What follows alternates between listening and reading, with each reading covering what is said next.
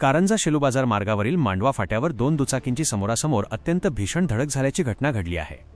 हा अपघात इतका भयानक होता की यामध्ये 2 जणांचा जागीच दुर्दैवी मृत्यू झाला असून एक जण गंभीररित्या जखमी झाला आहे। या घटनेमुळे परिसरात एकच खळबळ उडाली आहे। अपघाताबाबत मिळालेल्या सविस्तर माहितीनुसार मांडवा फाट्याजवळ दोन्ही दुचाकींची नियंत्रण सुटल्याने समोरासमोर जोरदार धडक झाली। या अपघाताची माहिती मिळताच कारंजा येथील महादेव तांदळे आणि कारंजा ॲम्ब्युलन्सचे शुभम खोंड यांनी कसलाही वेळ न घालवता तत्परता दाखवली। त्यांनी या घटनेची माहिती गुरु मंदिर रुग्णवाहिकेचे रुग्णसेवक रमेश देशमुख यांना तातडीने दिली। माहिती मिळताच रुग्णसेवक रमेश देशमुख आणि आई एकविरा ॲम्ब्युलन्सचे विनोद खोंड यांनी सामाजिक बांधिलकी जपत तात्काळ घटनास्थळाकडे धाव घेतली।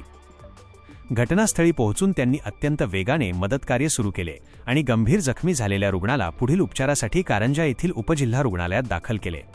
सध्या जखमीवर रुग्णालयात उपचार सुरू आहेत। न्यूज रिपोर्टर शंकर घोडे।